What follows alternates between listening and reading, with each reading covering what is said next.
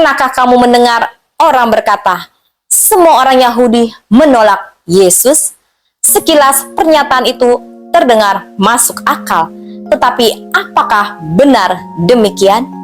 Jika semua orang Yahudi menolak Yesus, lalu mengapa semua rasul Yesus adalah orang Yahudi? Mengapa gereja mula-mula dipenuhi orang Yahudi? Dan mengapa Paulus berkata bahwa Tuhan tidak menolak Israel? Mari kita lihat apa yang sebenarnya dikatakan Alkitab. Banyak orang tidak menyadari bahwa kekristenan lahir di tengah bangsa Israel.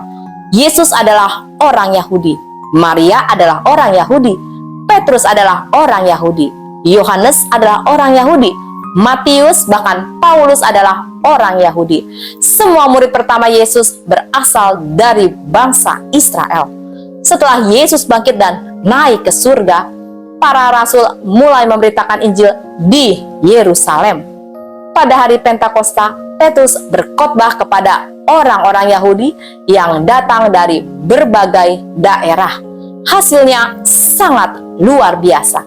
Kisah Para Rasul 2 ayat 41 berkata, orang-orang yang menerima perkataannya itu memberi diri dibaptis, dan pada hari itu jumlah mereka bertambah kira-kira 3.000 jiwa.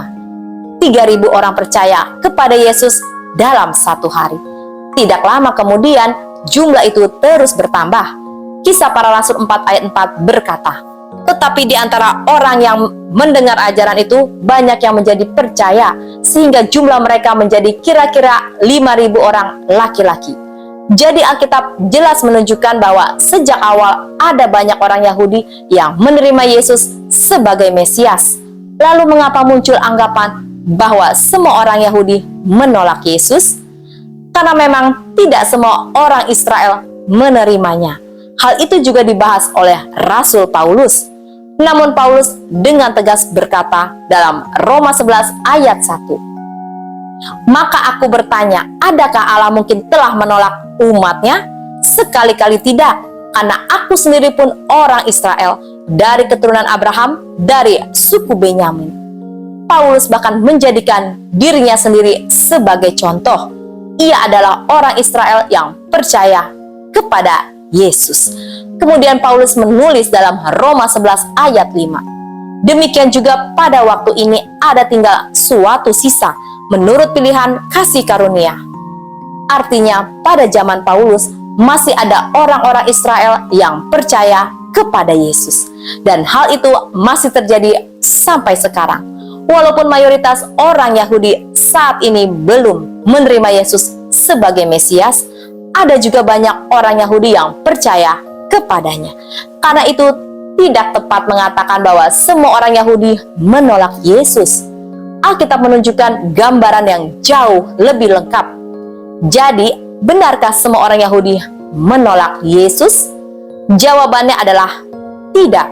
Sebagian memang menolak, tetapi sejak zaman para rasul hingga hari ini selalu ada orang-orang Yahudi yang percaya kepada Yesus sebagai Mesias.